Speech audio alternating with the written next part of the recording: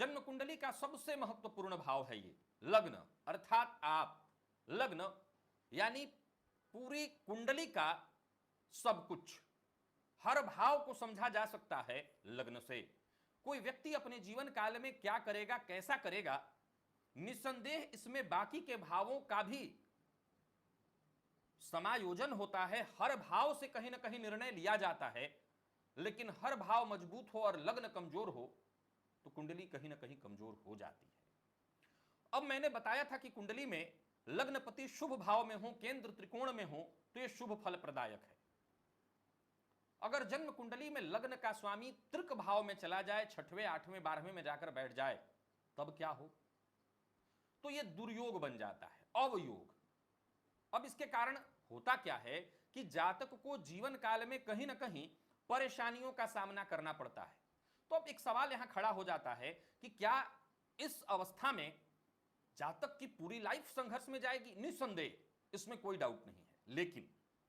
लेकिन अगर वहीं जातक की कुंडली में भाग्य मजबूत है, वहीं जातक की कुंडली में कर्मभाव मजबूत है, तो संघर्ष तो उसे करना पड़ेगा, वो उसने लिखवा करके लाया हुआ है। लेकिन अगर भाग्य का सहयोग मिल जाए, उसके कर्म का सहयोग उसको मिल जाए, महादशाएं अच्छी तरह से उसको आने लगें, या अच्छी महादशाओं का प्रभाव उसको मिल रहा हो, ग्रहों के पास अंशबल अच्छा हो, तो फिर वहां यह कहा जाएगा कि संघर्ष, परेशानी, अवयोग के कारण जातक को अपने जीवन काल में जीविकोपार्जन के लिए संघर्ष बहुत ज्यादा करना पड़ता है। तो वो करना पड़ेगा, परेशानियां उसको होंगी, बनते काम अंत में बिगड़ेंगे।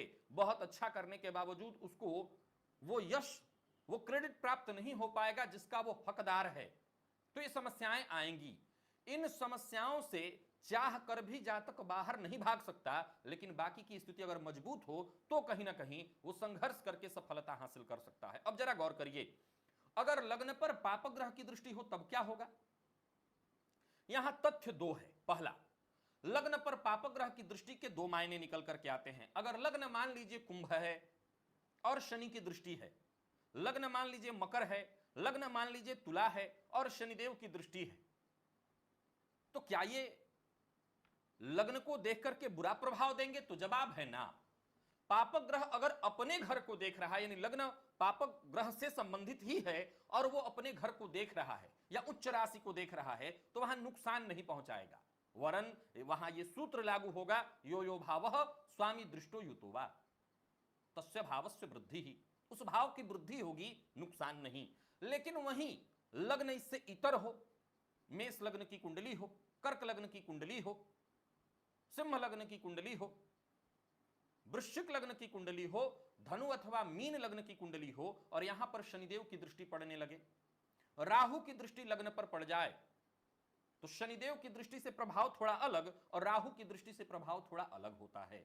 शनिदेव की दृष्टि पड़े तो जातक के जीवन काल में जातक का कोई भी काम कभी वक्त पर नहीं होगा, और राहु की दृष्टि पड़े तो जातक के हर काम में विघ्न, बाधा, परेशानी आनी ही आनी है। बल्कि यूं कहा जाए कि बनता बनता काम अंत में जाकर के बिगड़ जाता है। शनिदेव में ऐसा नहीं होता। शनिदेव में विलंब के साथ, परेशानियों के साथ जातक के परिश्रम, पुरुषार्थ से काम बनता है। लेकिन राहु की दृष्टि हो तो परेशानी अलग ढंग की होने लगती है, उसकी मेहनत अंत में जाकर के कई बार समाप्त हो जाती है और सारा रिजल्ट समाप्त हो जाता है, रिजल्ट ही नहीं मिल पाता। तो यह होता है राहु और शनि के दृष्टि प्रभाव से। वहीं पाप ग्रह के साथ अगर आपके लग्नेश जाकर के बैठ जाएं, अथवा लग्न पाप कर्तरी योग में हो, पाप कर्तरी योग का अर्थ होता है लग्न के दोनों तरफ। यहां पर कई बार लोग सोचते हैं कि लग्न में कोई ग्रह बैठा हो, विशेषकर पाप ग्रह, और तब भी लग्न को पाप कर्तरी योग लगेगा। नहीं, पाप कर्तरी योग दो प्रकार से बनेगा। पहला, लग्न खाली हो और उसके दोनों तरफ पाप ग्रह बैठे हों, यानी दूसरे में और 12वें में, तो यह पाप मध्यत्व कहलाएगा। पाप मध्यत्व में लग्न आ जाएगा, जिसे पाप कर्तरी योग कहेंगे। इस अवस्था में जातक के जीवन काल में हर कार्य में बाधा उत्पन्न होना, परेशानी उत्पन्न होना, समस्या होना, लगातार जातक के जीवन काल में संघर्ष होना, ऐसी स्थिति बन जाती है। लग्न में अगर कोई पाप ग्रह जैसे सूर्य, मंगल अथवा पाप ग्रह बने हुए चंद्रमा बैठे हों, यानी कृष्ण पक्ष के, अथवा शनि इत्यादि कोई ग्रह हो, तो वहां पर राहु इत्यादि ग्रह हो, तो यह पाप मध्यत्व नहीं बनेगा। याद रखिएगा, यह पाप कर्तरी योग नहीं है। पाप कर्तरी योग खाली अवस्था में है, अथवा लग्न का मालिक पाप ग्रह के साथ युति बना ले, पीड़ित हो जाए जैसे राहु इत्यादि के साथ, तब भी जातक के जीवन काल में लगातार संघर्ष की स्थिति उत्पन्न होने लगती है। बहुत अच्छा करने के बावजूद जातक को वो हासिल नहीं हो सकता या हो पाता जिसको जातक चाहता है। प्रिय दर्शकों, यहीं पर एक और सूत्र बनता है कि लग्न पर न तो किसी की दृष्टि हो, लग्न में कोई ग्रह ना हो, तब ये सुप्त भाव कहलाता है, तब लग्न सुप्त हो जाता है। अगला पार्ट उसी का है कि सुप्त भाव हो तो क्या प्रभाव होगा, उसके लिए थोड़ा इंतजार आपको करना होगा। अब कई सारे दर्शक पूछेंगे कि मेरी कुंडली में ऐसी स्थिति है, हम करें क्या?